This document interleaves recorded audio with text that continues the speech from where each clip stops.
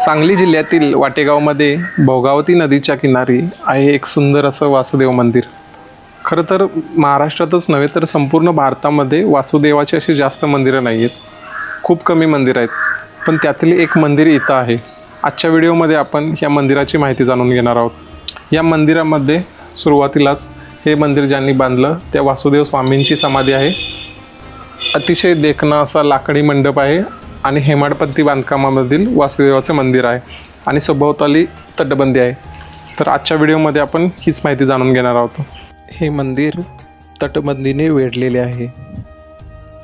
मंदिर तटबंदीला एकूण 3 दरवाजे आहेत. त्यांपैकी डाव्या बाजूच्या दरवाजावर एक छोटी घंटा बांधलेली आहे. मागच्या बाजूस असणाऱ्या दरवाजातून बाहेर गेल्यावर विठ्ठल मंदिर आहे. यातील विठ्ठल रुक्मिणीच्या काळ्या पाषाणातील मूर्ती पाहण्यासारख्या आहेत.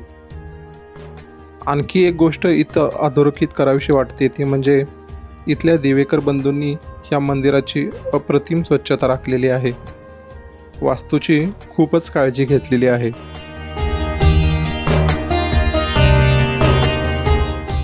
वासुदेव मंदिराची बांधणी अप्रतिम आहे.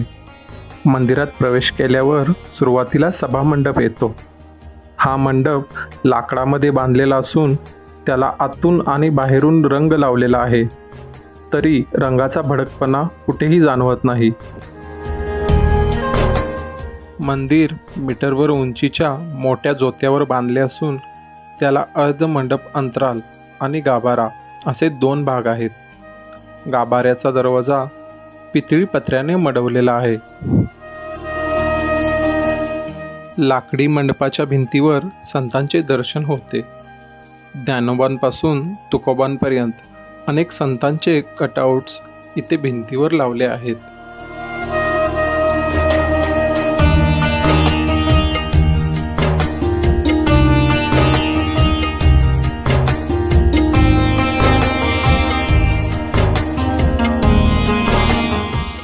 समोर जी समाधी आहे ती समाधी वासुदेव स्वामींची आहे.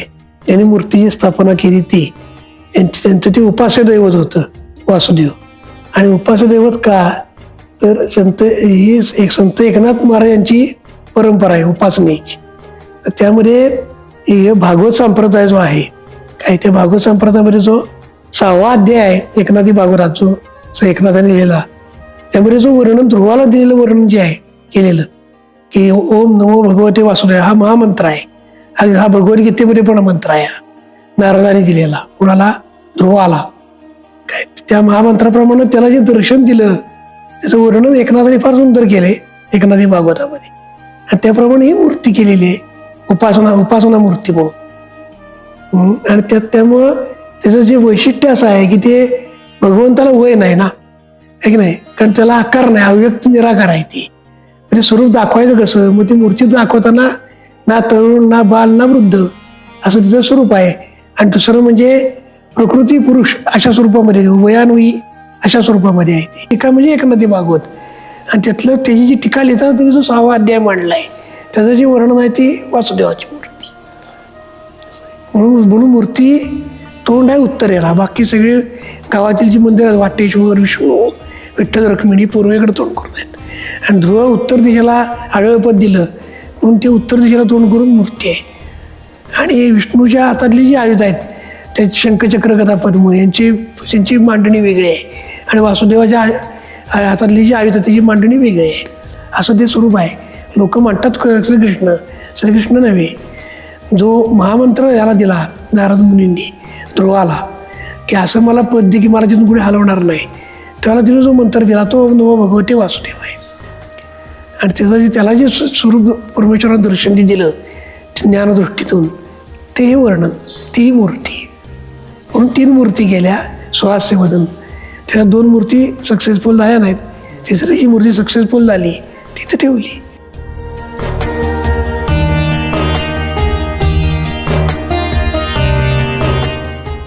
मंदिरातील सर्वात विलोभनीय आणि वर्षातून तब्बल 1 महिना चालणारा उत्सव म्हणजे दीपोत्सव.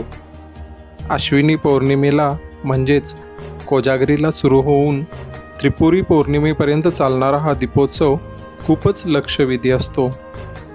ह्या दीपोत्सवात अनेक टांगते कंदील, दिवे, रंगमाळा, समया, पणत्या मंदिराला प्रकाशमय करत असतात. रोज 1000 वाती पेटवल्या जातात आणि ह्यासाठी रोज 2 किलो तेल वापरले जाते. धूर होऊ नये म्हणून गाभाऱ्यातील दिवे तुपाने पेटवले जातात. हा दीपोत्सव अनुभवण्यासाठी लोक मोठी गर्दी करत असतात. दिवाळी पाडव्याला दिवे लावल्यानंतर पालखी असते आणि सकाळी देवाची गोवर्धन रूपातील पूजा असते. ह्यामध्ये लाह्यांचा डोंगर बनवला जातो. मंदिरातील आणखी एक आकर्षक आणि जुनी गोष्ट म्हणजे इथला रथ. फाल्गुन शुद्ध दशमी म्हणजे देवाचा स्थापना दिवस. त्या दिवशी इथल्या लाकडी रथातून देवाची सवाद्य मिरवणूक काढली जाते आणि या मिरवणुकीतील प्रमुख आकर्षण असतं ते म्हणजे येथील रथ.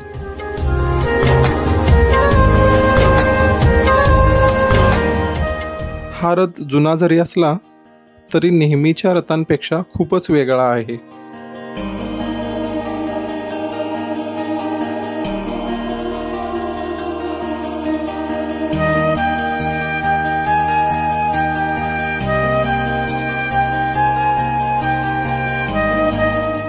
तर आजच्या व्हिडिओमध्ये आपण पाहिलं वाटेगावमधील एक देखणं असं वासुदेव मंदिर. खरं तर हे वासुदेव मंदिर इथल्या देवेकर या कुटुंबाच्या खाजगी मालमत्तेचं आहे आणि संपूर्ण मंदिर पाहिल्यानंतर एक गोष्ट लक्षात येते ती म्हणजे इथल्या देवेकर कुटुंबियांनी ह्या मंदिराचं खूप चांगलं संगोपन केलं आहे आणि चांगली देखभाल या मंदिराची केलेली आहे. आणि माझ्यासोबत आहेत हे देवेकर बंधू.